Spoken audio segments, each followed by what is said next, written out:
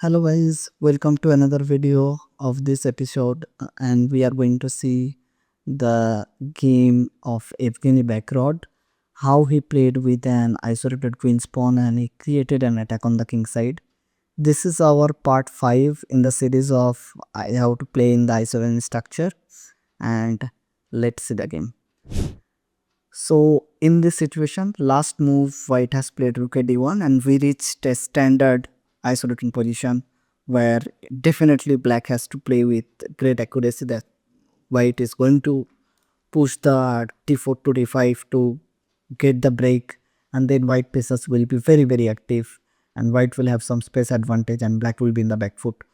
So this situation, black has played knight a5, definitely a correct way to go, driving away the bishop from b3. So it's stop some sort of I would say that idea of d5. Black played knight c4, queen e2. Here white was having some option. So if black will play queen c1, so rook c8, rook f e1 and rook e8, black is very comfortable. His queen is not that much active. Again also another option is queen f4 was also possible. It is interesting. And knight b2 if you take queen h4, and white is definitely having some sort of dangerous attack. White played queen e2 again. White is going for the complications, and if you take on b2 definitely you can take, but black is white will be having very good game. That after rook c1, rook c8 and knight e5, and the game is unclear and white is having definitely some compensation for the pawn. Maybe rook b1 I can later on pick up the b7 pawn, but before that black white is very active. We are jumping into the game. Queen f3, even if possible f4, rook f3, rook h3, some sort of ideas are already there. Now after queen e2, black has played rook c8, but correct move was definitely to take that the b2 pawn and go for the complications. Here white got the chance to took the initiative, bishop b3. Now if you play knight a5, then it allows us the d5, and now knight b3 doesn't work because simply we'll be playing pawn to d6. That was the key move there. Now knight a5, d7, queen a7, and very nice move. We are exporting the pin from the all of the sides and we are playing knight d5. You should definitely think a while for this kind of moves, and after knight d5 black is nearly lost because queen d8, knight f6 check, g f6, bishop h6, rook e8, knight e5, and we are threatening queen g4 mate, and as well as rook d7. Black can only resign here. So by keeping in this mind, black has played b5 and knight e5 is coming.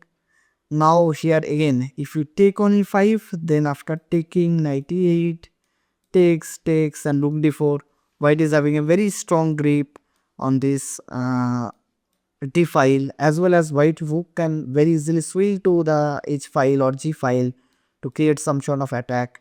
Also white knight can go to e4, d6 or f6 on some moment, and it definitely ignites the attack on the king side. So here black has played knight b6, black denies that exchange. Now white has played rook f e1. So again d4 d5 theme is still in the air, but we need a very good position to push it. Black played h6 at last, and now here you should definitely think of it and tell me how white should continue the game. Pause the video and find it out by yourself. So white has played bishop h6. So very interesting piece sacrifice because it opens up the king's position. The idea is that if we take, and which black took actually in the game, that rook d3, this position is rather unclear, but though it is approximately balanced through the complexity. Because the reason rook is coming to g3, f7 will be little bit weak, queen can come to e3 and h6 will be weak. Even after that, there are many ways even definitely queen can come to from d2 as well, and maybe d5 somewhere positioned it will come. So it's a very interesting piece sacrifice where white gets the attack for the piece and black has to find some really correct practical moves to stay in the game, which is definitely a difficult thing in the top level because we are human, ultimately we are not computer. So king h8, one interesting idea would have been b4, that rook g3 check, king h8, bishop c2. White is definitely having nice attack, white is offering another piece, and after bc3, queen to e3, knight g8, rook g8, king g8, queen h6, f5, and here there is a very nice idea. I would say that pause the video, think for a moment, and find it how white can finish the game. If you find the move, that's congratulations to you. It is OP4. Double exclamation that if black will take, so definitely this is all over, I can say, after bishop e4. There is no way you can stop playing itself.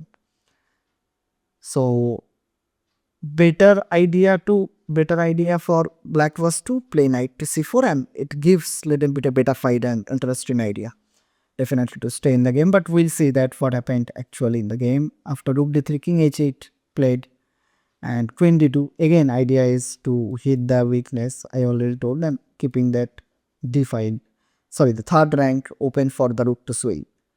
Knight g8 and d5. So if you see this position, you will understand that bishop h6 sacrifice was not an immediate, very immediate sacrifice, but it's a long-term sacrifice, that white is getting long-term attack against this weak black king for that piece, and there will be lots of tactical correct moves black has to find to stay in the game, whereas white's game is much more easier to play. So after d5, black has played knight c4. Another option definitely was to consider in d5, but which leads to a little bit forcing like knight d5. Again, you cannot take bishop d5, is completely lost. So knight c4,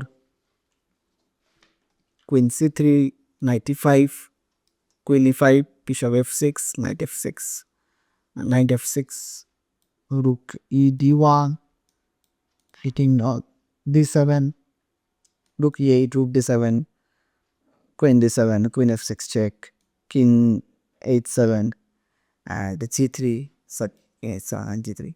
This position is dynamically balanced.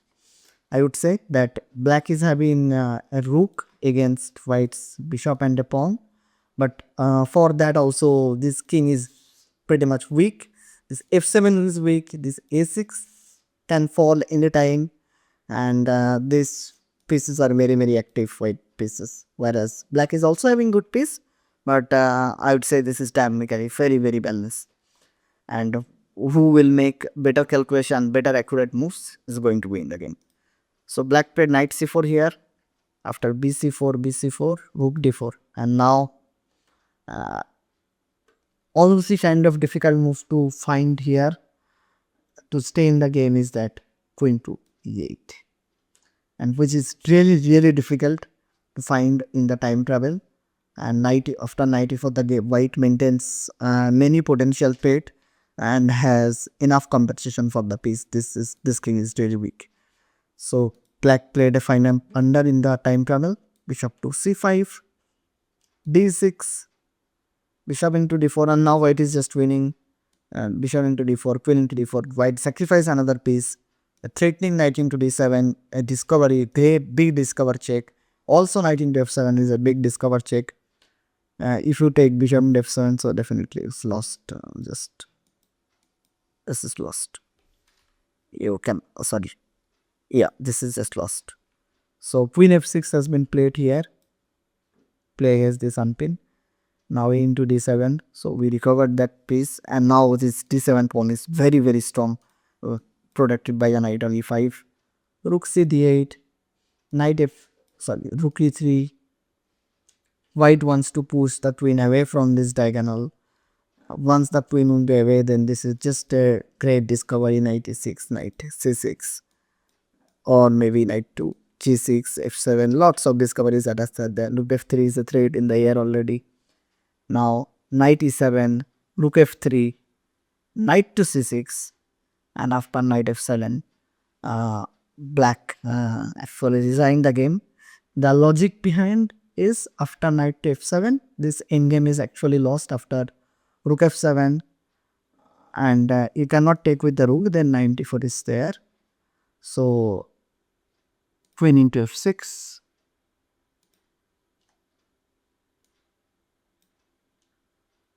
rook into f6, rook into f6, and this is ending, this is ending.